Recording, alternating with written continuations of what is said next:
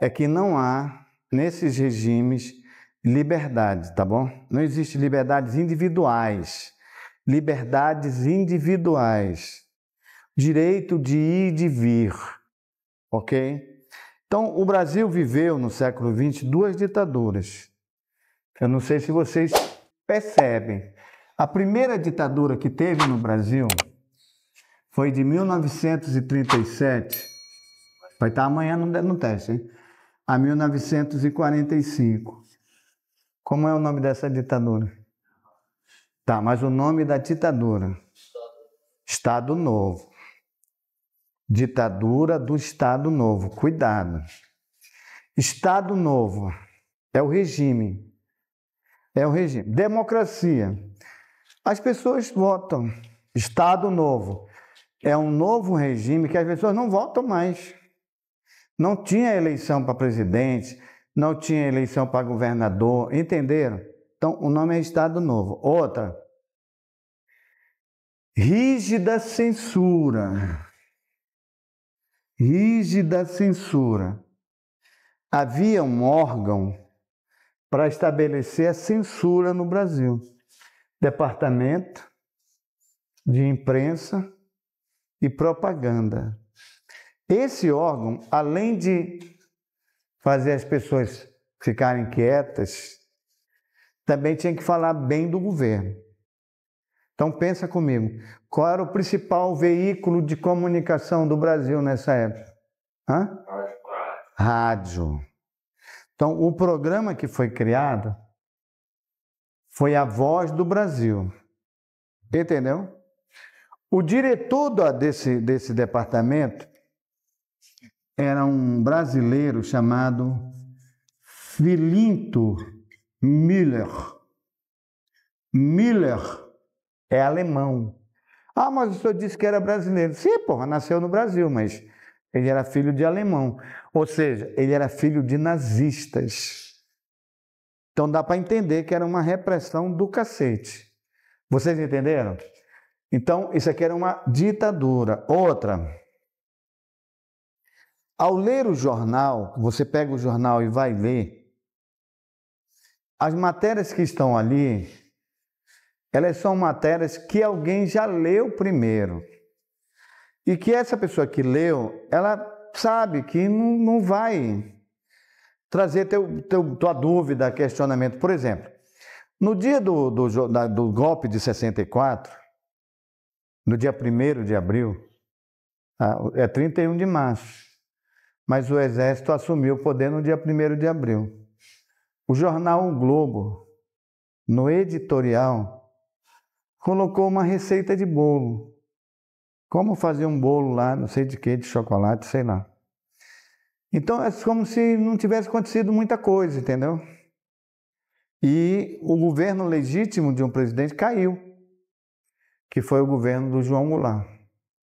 Então isso é rígida censura. A segunda ditadura, ela nasceu em 1964 até 1985. É essa que está interessando para nós agora, que ela durou 21 anos, tá bom? Então vamos começar assim, tá? Regime militar. Regime militar e redemocratização. Então aqui não tem democracia, aqui vai voltar a democracia, tá bom? Aqui começou em 1964 e foi até 1985. Aqui vai começar em 1985 e vai terminar em 2024. Tá bom? Primeiro essa. A Guerra Fria. Aí tu vai dizer, mas peraí, professor, pera. Não é a ditadura militar no Brasil? É. Mas o que tem a ver com Guerra Fria isso? Tudo. Tudo tem a ver com a Guerra Fria. A Guerra Fria foi uma disputa entre Estados Unidos e a antiga União Soviética, tá bom? Então, de um lado estava os Estados Unidos e do outro lado estava a União Soviética. Outra. Ponto número 1. Guerra Fria é um período de 47 a 91. Vou repetir de novo. Guerra Fria são todos os fatos que ocorreram de 47 a 1991. O regime militar de 64 a 85. Então está aqui dentro. Ó. Entenderam? Aqui não está mais aqui dentro. Esse aqui não está aqui dentro. Isso aqui não é mais a Guerra Fria. Então está dentro da Guerra Fria. Outra. Quer dizer que Guerra Fria é um período. Isso. Só que dentro desse período, a União Soviética, ela queria ter espaço. Só que os Estados Unidos queriam impedir esse espaço, já que esse espaço era dos Estados Unidos. Por exemplo, América Latina. América Latina. América Latina são aqueles países que estão abaixo do México e são de origem portuguesa, espanhola ou francesa. Por exemplo, o Haiti é colônia francesa, então é América Latina. A Guiana inglesa, não, porra, ela não é América Latina. A Guiana inglesa, a inglesa nem a holandesa não são, a francesa é. Tudo que tiver de latim é América Latina. Então, português, espanhol, francês. Então, América Latina. Em 1959, está vendo a data?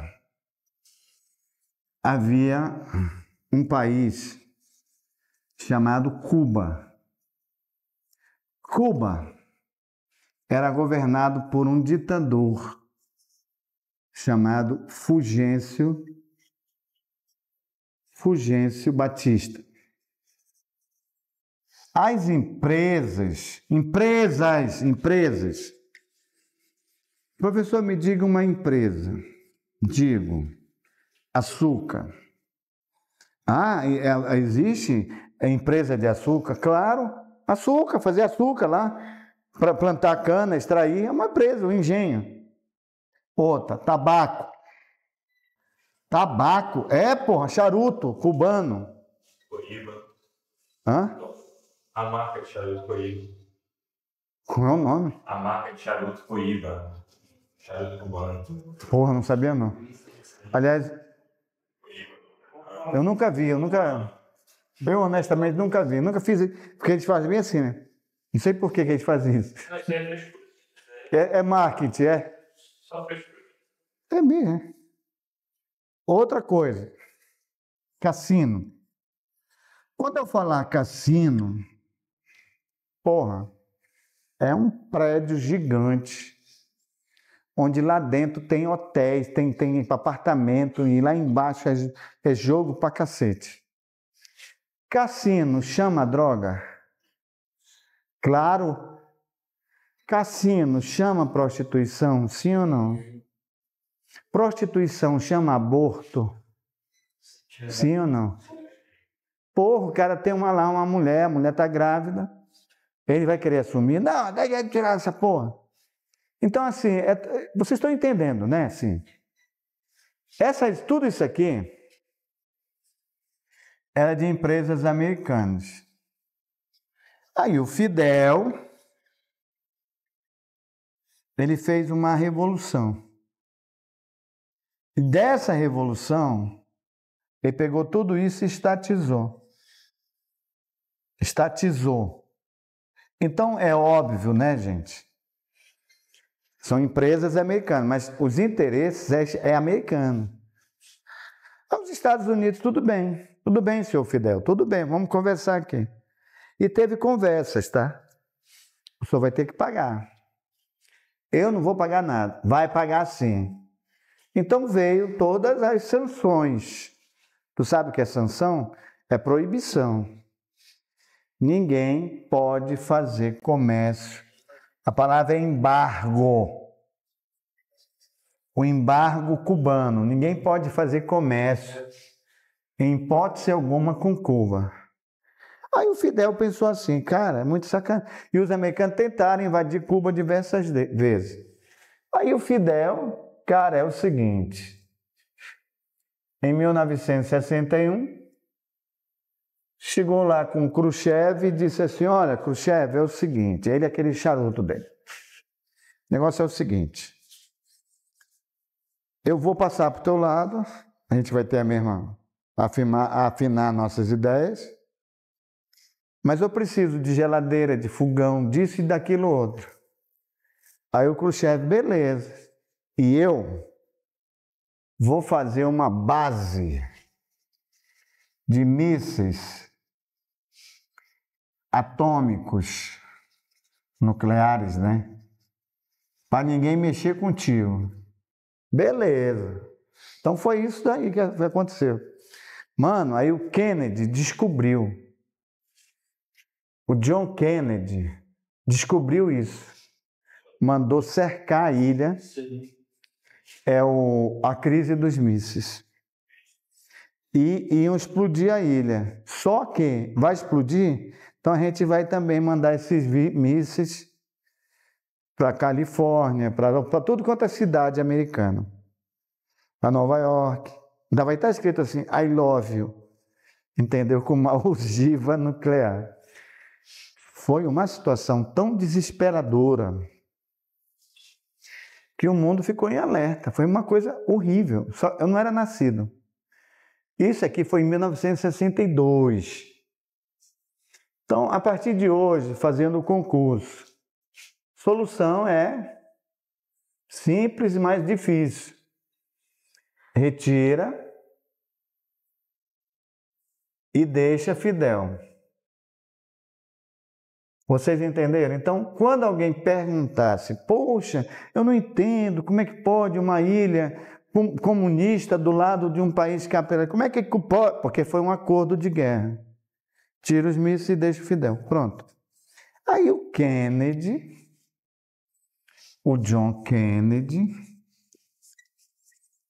disse assim, eu não vou querer nenhum país agora, hein? Então, como é que cai na prova? Efeito dominó. Se essa pedra cair e bate nessa, que bate nessa, que bate nessa, que bate e vai, todas as pedras vão caindo. Isso é o efeito dominó. Vocês compreenderam? Então, para não deixar isso, eu não aceito nenhum país comunista. Ele criou a Aliança para o Progresso. O que é a Aliança para o Progresso? É o plano Marshall, só que é para a América Latina. Seria uma ajuda econômica. Então, eles vão emprestar dinheiro para o Brasil, para a Argentina, para o Paraguai, para gerar emprego, para ninguém pensar em comunismo. Tá bom? Agora vamos lá. Os governos da América Latina, vou pegar o Brasil. Você sabe que o maior político do Brasil naquele momento lá foi o Getúlio. Getúlio é nacionalista. O que é nacionalista? Nacionalista é defender uma empresa nacional. Por exemplo, Petrobras. Você sabe que é uma empresa nacional. A Petrobras é a extração de petróleo. Só que tem um detalhe. Primeira ideia que você precisa saber para o seu concurso. Tem o Brasil, tem o solo, tem o chão, que é o solo, e tem o subsolo, que tem o petróleo. Entendeu? De quem é esse petróleo? Aí tu vai dizer, professor, é do Brasil. Hoje é do Brasil. A Constituição estabelece as riquezas do subsolo. Só que na época não, pô. Então surgiu uma campanha chamada Campanha do Petróleo é nosso. Porque os americanos queriam extrair esse petróleo. Por exemplo, bora aqui para cima.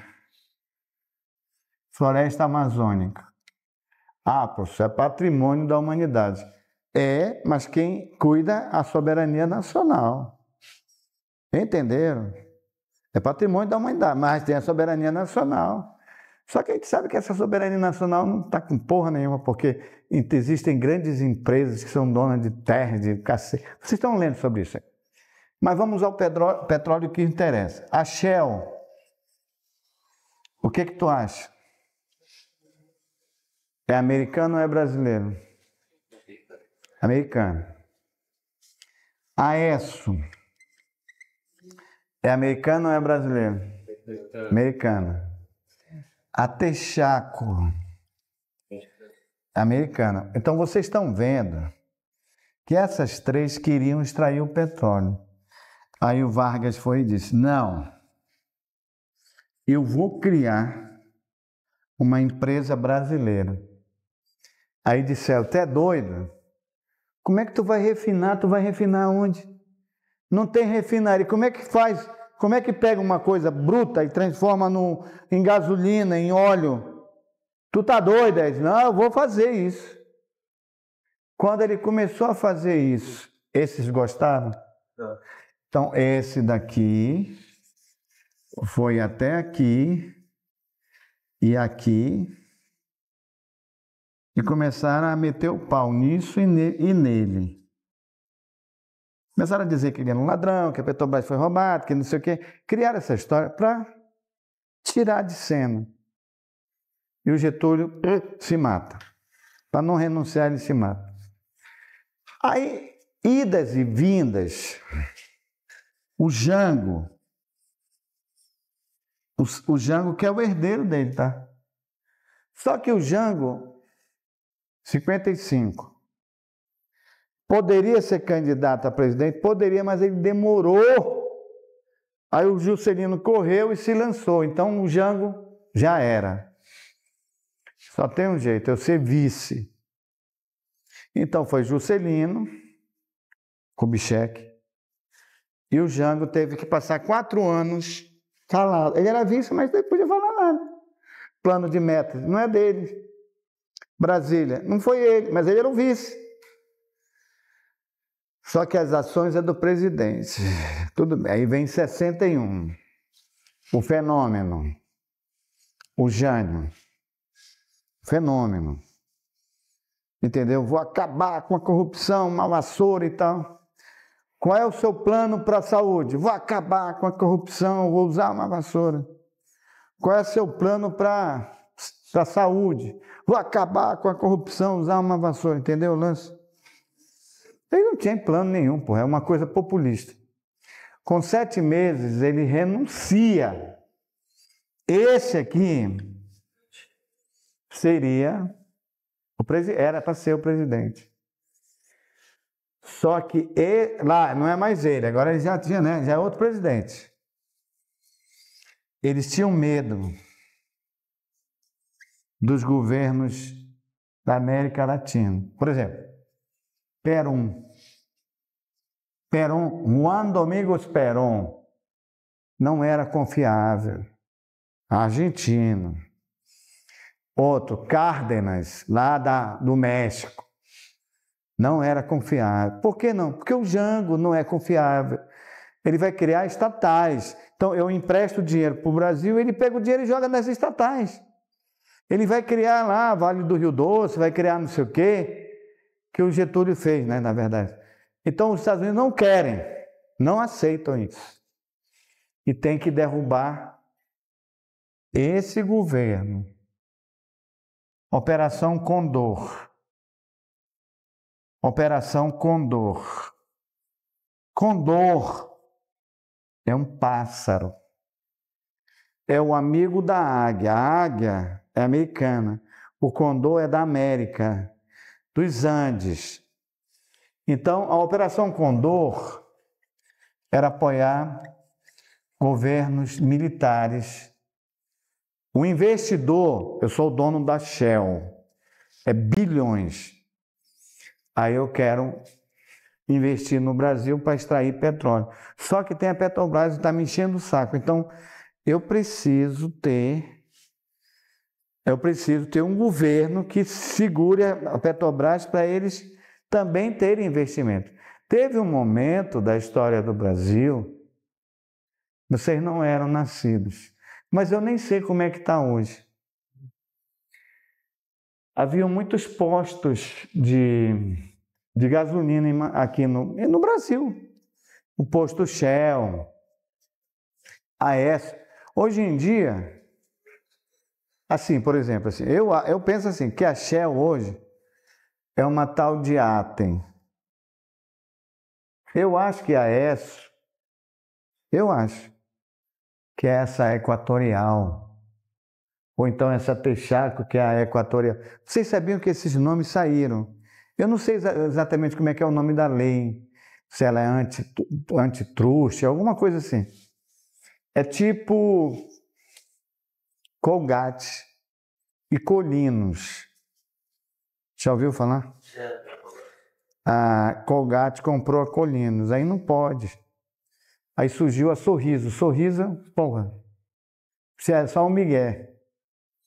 É tipo Brahma, Skol, Antártica. Não pode, é o mesmo dono. O nome é Ambev. Mas esse tal de Ambev tem que ter a Brahma, a Skol. Dá a entender que uma concorre com a outra. Só que não, pô, é a mesma empresa. Tudo é a mesma empresa. Tudo é o mesmo dono. Só que é para evitar essas coisas de concorrência, de lei aí. Essas empresas até hoje existem, mas com outros nomes, eu não sei explicar direito. Eu só sei que havia uma operação que os militares iriam assumir o governo no Brasil para garantir os interesses dessas empresas. Entendeu? Então veio a ordem. Né? O golpe militar tem a ver com a Guerra Fria. O Exército, que a gente, né, nosso concurso é para o Exército. O Exército brasileiro, ele está dividido. A opinião do Exército, assim, o Exército estava unido, mas eles tinham uma divisão de como governar. Os liberais e os linha dura. Como eles deveriam governar? Liberais. O primeiro deles é o Castelo Branco. Ele disse assim: calma, muita calma nessa hora, vamos fazer uma limpa e em 1966 haverá eleições no Brasil. O Exército aqui só está cumprindo a sua missão. Limpar o Brasil, tá a maior bagunça, é comunismo, é não sei o quê. E veio a perseguição, veio tal, naquele limite lá, que tiraram João Goulart, tiraram Brizola, tiraram Luiz Carlos Prestes. Beleza. Só que aconteceu um golpe, dentro do golpe, e a linha dura assumiu com Costa e Silva. Esse é o linha dura. Não tem conversa, não teve eleição mais. Não teve. Agora virou uma ditadura mesmo. Aí, a União Nacional dos Estudantes, tinha um RU, um restaurante universitário. Não sei se vocês já tiveram experiência com isso. A universidade, ela recebe verba e ela tem um restaurante que é dos universitários, entendeu? Por exemplo, assim, quando eu estudava, em 1900 e cacetada, o café com leite, o pão com manteiga e a banana saía 50 centavos. Não, talvez menos, 10 centavos. 10 centavos. O almoço, o bandejão, o arroz, o feijão, o bife ou o frango, às vezes só era o ovo frito. custava 50 centavos. O nome disso é restaurante universitário. O estudante, ele entra de manhã, como eu, né? 7 horas da manhã, e só saía 7 horas, 8 horas da noite. E aí, professor, como é que o senhor ia comer? No restaurante. Passava o dia lá, tinha tudo, tinha banheiro, tomava banho, tudo. É isso mesmo, na UFAM, pô, era assim que era. E fazia tudo lá. Só que durante o golpe aqui, eles fecharam o R1. Aí os estudantes não tinham onde comer. Aí fizeram uma greve para abrir o R1, que ficava embaixo da UNE, no Rio de Janeiro. Dessa greve, a polícia chegou. E aí se exaltaram, abaixa a ditadura, abaixa não sei o que e tal. E a polícia deu um tiro num rapaz, num estudante chamado Edson Luiz. Edson Luiz era estudante, era um garoto, devia ter uns 18 anos, tá? Era paraense, inclusive. Estudava no Rio de Janeiro, quando ele levou um tiro e morreu. Então imagina, numa manifestação estudantil, pela abertura do restaurante, o conflito com a polícia, eles mataram o menino, o garoto. Quando ele foi ser sepultado, quem tiver internet, procura sepultamento do Edson Luiz. O Edson Luiz, na hora que ele foi ser sepultado, apareceu tanta gente. Apareceu mais de 100 mil pessoas, ou mais. Apareceram artistas, fizeram faixa, abaixa a ditadura. Hoje é um estudante, amanhã é seu filho, entendeu? Não a ditadura, não a violência. Achou a foto?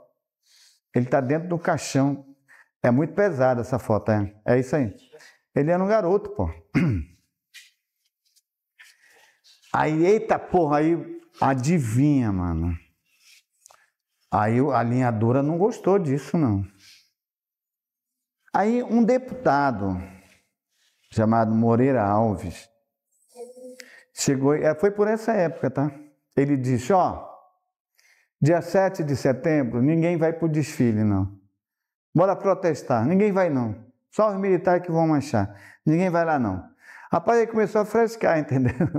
Aí o Costa e Silva ficou puto. E foi decretado o AI-5.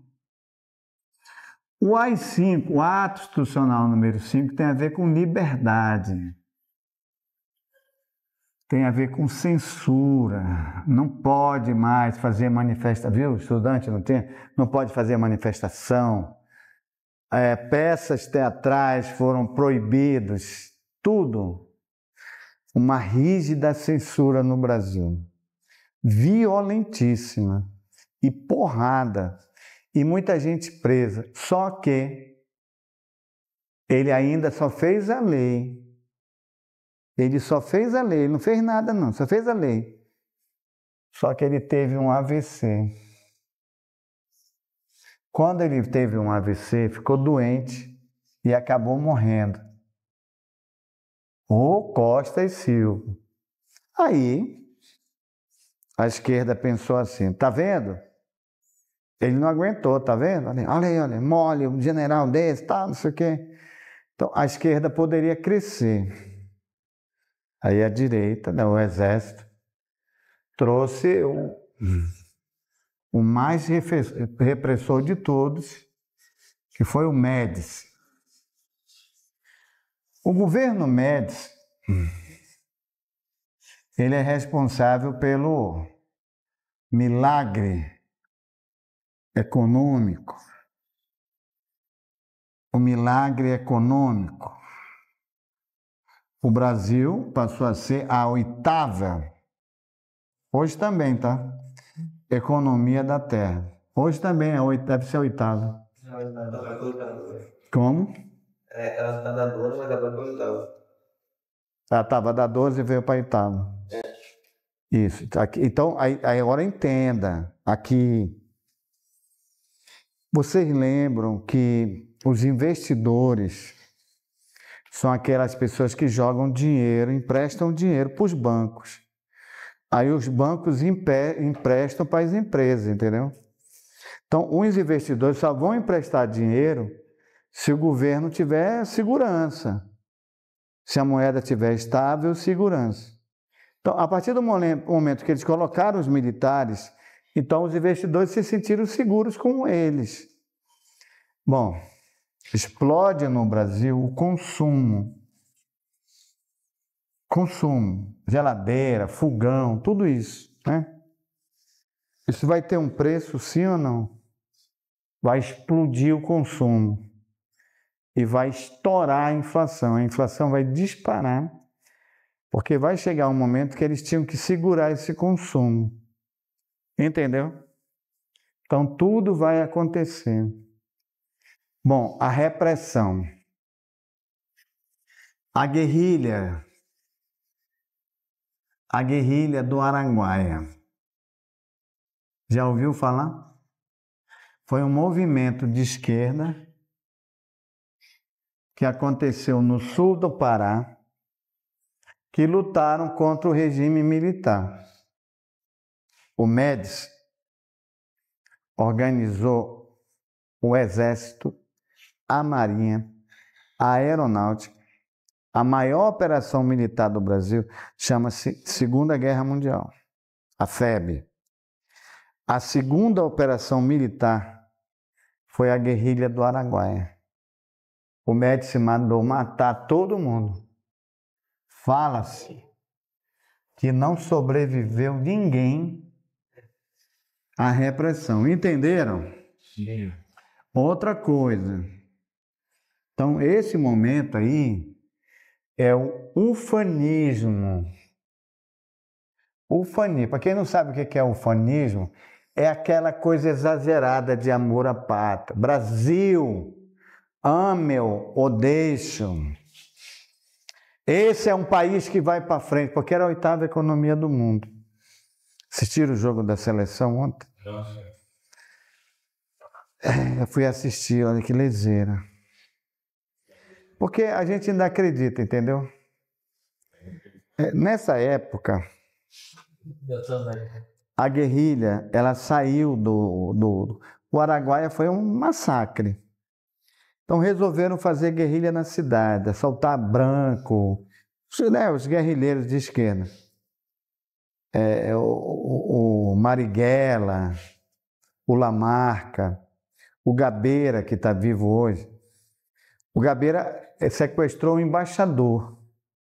Aí, eles fugiram para uma embaixada.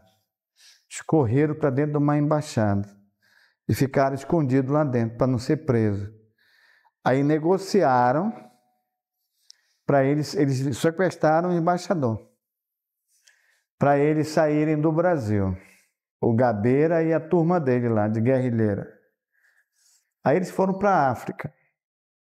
Quando chegou na África, em 70 isso, eles chegaram e disseram assim: a gente não vai torcer pelo Brasil. Esse Médici, ninguém vai torcer pelo Brasil por causa do Médici, por causa disso, aquilo, outro. Então eles fizeram um pacto de não torcer. Todos nós aqui, a gente sabe que depois daquele 7-1 para a Alemanha, deu raiva na gente, não deu? A gente diz que não vai torcer, mas a gente torce. Por quê? Porque o Gabeira e os guerrilheiros fizeram um pacto de não torcer. Então, no primeiro jogo da Copa de 70, o Brasil ganhou de 3-1, parece. E só foi show, entendeu? Então, eles não queriam torcer, mas no final eles já estavam gritando. Eles já estavam se abraçando e gritando. Ou seja, mesmo o futebol sendo alienação, é uma coisa que nasce com a gente. Eu não sei o que é isso que ninguém sabe explicar. Eu acho que é porque a gente foi pequenininho, desde pequenininho, a maioria do Brasil gosta de futebol. Então, mesmo a gente sendo contra um sistema, como eles eram contra o sistema, mas eles tiveram que torcer pelo Brasil. É mole? E o Brasil foi campeão do mundo. Esse de ontem, eu não senti firmeza não, gente. Mas eu também acho bom, mas tem que classificar. O problema é que ninguém está em quarto, né? Todas as seleções que são vaiadas, todas aquelas que são desacreditadas, é a que ganha. Mas tá dando medo de nem ir mais, entendeu? Parece que 2002 a gente quase foi classificado. Deus me livre, foi. De 70 foi do mesmo jeito. E eles jogaram em Manaus, hein? O Pelé veio aqui em Manaus, no Vivaldo Lima. Então, esse ufanismo são aquelas frases, né? Esse é um país que vai para frente. Então, vocês estão vendo. Outra, Brasil ame ou deixo. Aí outra coisa que você deve ter ouvido falar, Amazônia, o pulmão do mundo, entendeu? Só que o que a gente libera de oxigênio, a floresta também absorve. Ela tem uma importância no mundo, mas o nosso oxigênio ela vem daquela vegetação dos mares. Então é um negócio complicado isso, né? Bom, em 1973 veio a Guerra do Petróleo, aquela guerra entre árabes e judeus. Aí o milagre, o milagre caiu, o milagre sumiu. Mas não esquece, durante esse milagre, nós tivemos a ponte Rio-Niterói. Não esquece que a gente teve a Transamazônica. Foram obras gigantescas, entendeu? Bom, aí veio Geisel e Figueiredo. Esses dois aqui tem que ter cuidado. É a abertura e a anistia. Só que eu vou deixar para a próxima aula para explicar os dois. Geisel, faltando L. Tem que falar correto, tá? Geisel. Ah, mas tá Geisel. Mas é Geisel, é uma palavra alemã. Tá bom, gente? Eu vou parar por aí que eu vou fazer L. Tudo bem? Valeu, pessoal.